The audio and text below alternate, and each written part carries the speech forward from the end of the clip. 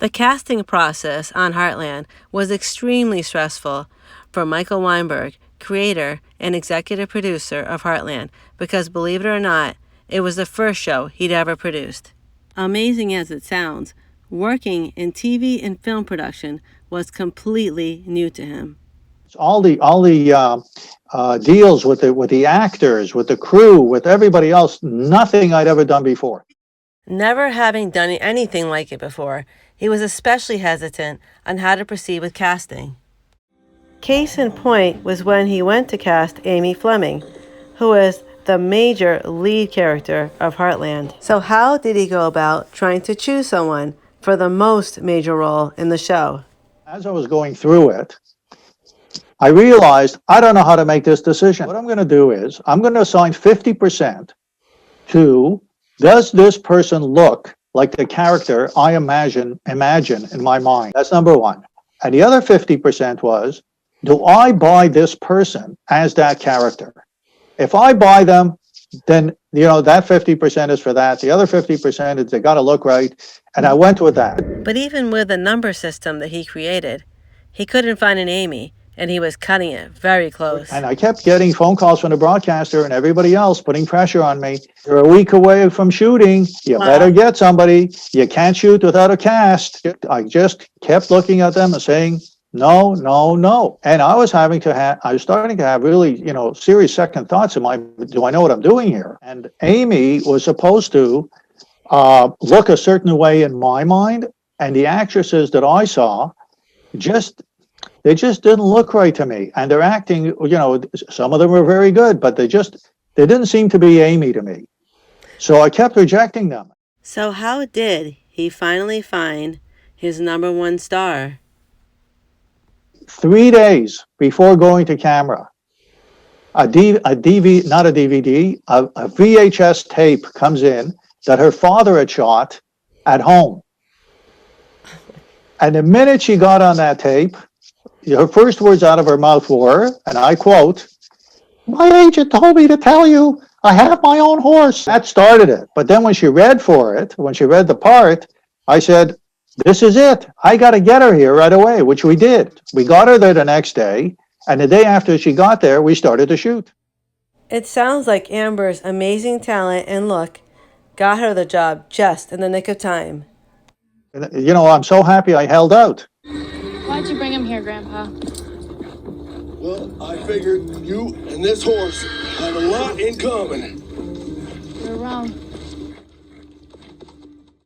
Another role that caused him quite a bit of stress was trying to find a Grandpa Jack.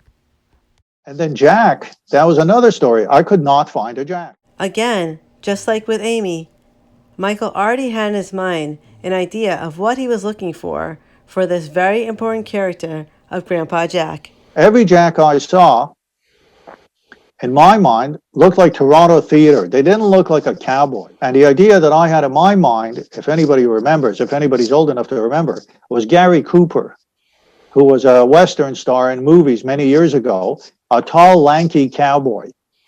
And that was my idea for Jack. I wanted Jack to look like a tall, lanky cowboy. So when Shaun Johnston came along to audition for the part of Tim, Michael Weinberg decided to stop him and ask him a question that Shaun couldn't believe. And do you want to audition for Jack? And he said, no. He said, I'm way too young. It makes sense that Shaun didn't believe that Michael really wanted him for this part.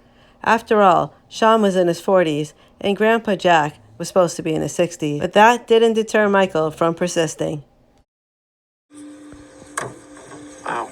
If you'll recall the pilot, Tim was only in one scene. I said to him, look, you want to be Tim, you can be Tim, but you're only in one scene.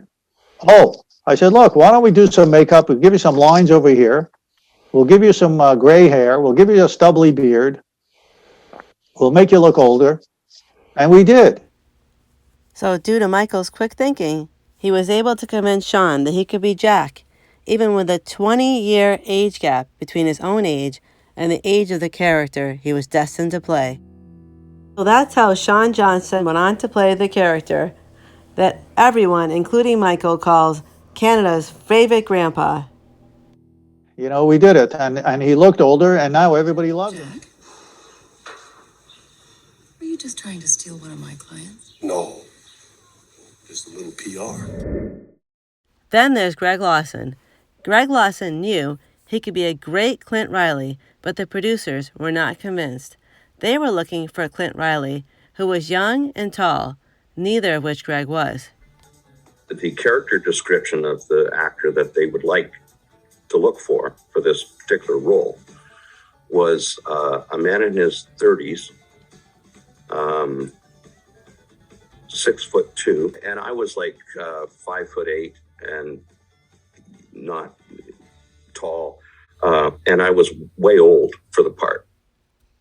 But that didn't stop Greg from trying to convince them that the way he wanted to play the character would work.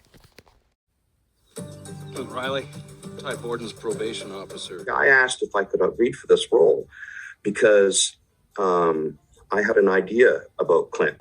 Well, like he seemed a bit awkward on the ranch, and I think that the original idea might have been just my interpretation, someone who was inexperienced in their job and off kilter. And I had thought, well, what if you took someone who is experienced in his job? And boy, was he right. Greg has gone on to play Clint Riley in every single season of Heartland, and he has become a staple character in his own right. Duly noted. So what other cast audition stories would you like to hear about? Leave a comment in the section below this video to let us know. And remember, please like and subscribe to keep these great videos coming. And as always, keep Heartland strong. Bye for now.